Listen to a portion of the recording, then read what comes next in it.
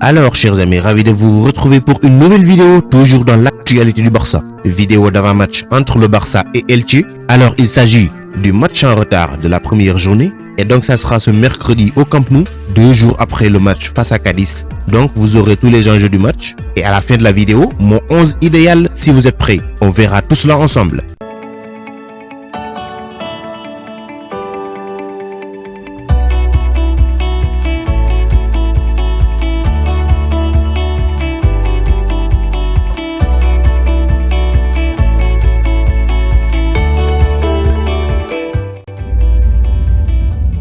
Le Barça mal en point dans cette course au titre. Alors c'était une semaine qui n'a pas été facile pour le Barça après avoir perdu son choc européen contre le PSG. Les Blaugrana ont perdu une opportunité unique de resserrer l'écart avec le haut du tableau. Donc le Barça qui n'a pas pu profiter de la défaite de l'Atlético de Madrid contre le Levante le week-end passé et a laissé Cadiz égaliser dans les dernières minutes de la rencontre suite à une erreur défensive de Clément Lenglet dimanche passé. Ce n'est pas tout, puisqu'en plus d'avoir manqué sa chance de réduire son écart au classement avec le leader, le Barça s'est fait devancer par le FC Séville suite à sa victoire 2-0 sur Osasuna. Donc le Barça termine la 24e journée à la 4e place. Une semaine terrible qu'a vécu le FC Barcelone. Mais ça ne reflète que notre saison, puisque depuis le début, le Barça n'a pas été régulier. Alors qu'on avait annoncé une saison de transition, voire la saison du changement. Mais c'est quoi une saison de transition? C'est tout simplement le passage d'une étape à une autre. Par contre, ce qui se passe au Barça,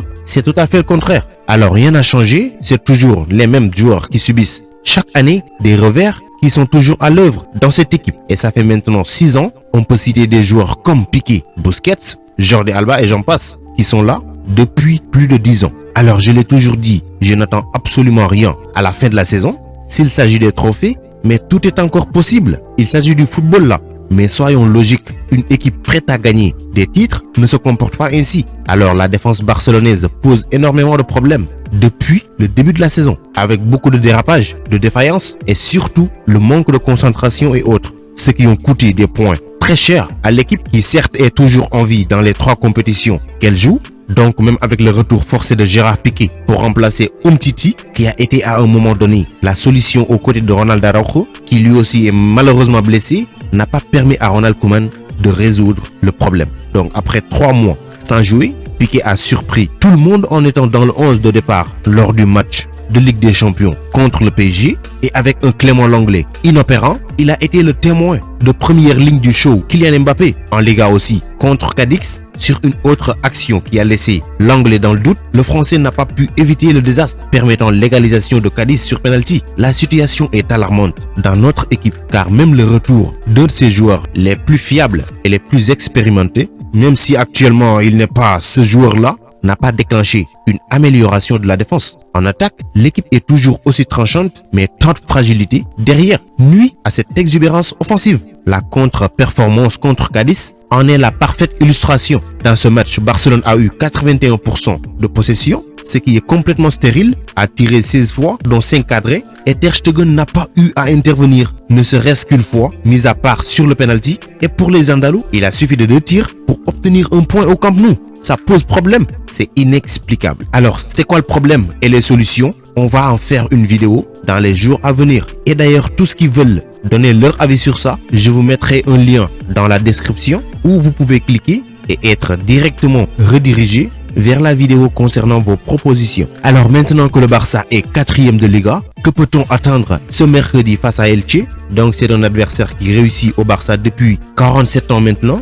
Alors entre-temps, il y a des descentes en 2e division et des montées. Mais sachez que la dernière victoire de Elche sur le Barça remonte au 21 décembre 1974. En tout, ils se sont affrontés 51 fois pour 30 victoires barcelonaises, 9 défaites et 12 matchs nuls. C'est plutôt pas mal. Mais si on se base sur des statistiques, on risque de se tromper avec ce Barça-là. Alors on a joué le match retour avant même le match aller et le Barça s'était imposé 2-0 au stade Martínez Valero. Alors Léo Messi n'était pas de la partie et c'est Frenkie de Jong qui avait ouvert le score avant de faire une passe décisive pour Riqui Puig qui marque le 2e but du Barça. Alors je vous l'ai dit en début de vidéo, le Barça s'est fait chipper la 3e place par le FC Séville et occupe donc la 4e place à 1 point derrière les hommes de Julen Lopetegui. Ils ne sont plus sur le podium. Quant à Elche, ils sont les premiers non relégables à la 18e place. Ce qu'on peut dire par là est que c'est le duel des extrêmes. Alors pour le Barça, il va falloir s'imposer pour reprendre la 3e place et espérer des contre-performances de la part des deux clubs de Madrid pour resserrer l'écart de 5 points qu'il y a entre nous et le Real Madrid, ainsi que des 8 points avec l'Atlético.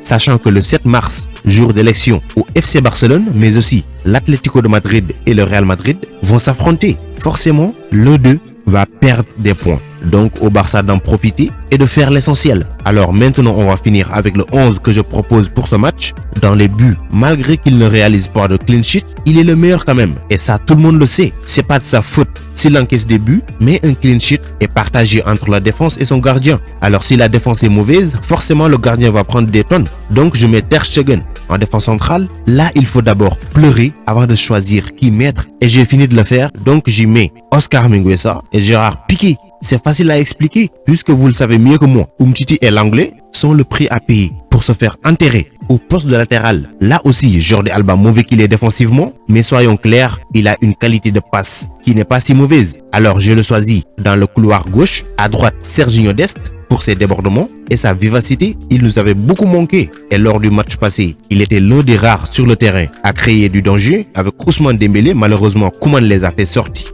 pour que Cadiz égalise. Au milieu de terrain, Frenkie de Jong en pointe basse, Miralem Pjanic en numéro 8 et Pedri González en 6. En attaque, je mets Francisco Trincao sur l'aile gauche, Ousmane Dembélé sur l'aile droite pour user la défense physiquement et Léo Messi dans l'axe. Donc c'était tout pour cette vidéo. Merci de l'avoir regardé jusqu'à sa fin. Continuez à vous abonner à la chaîne, mais n'oubliez pas d'activer la cloche de notification, ce qui vous permettra de recevoir dès que je publie une vidéo la notif. Vous êtes les meilleurs. Ciao, à bientôt.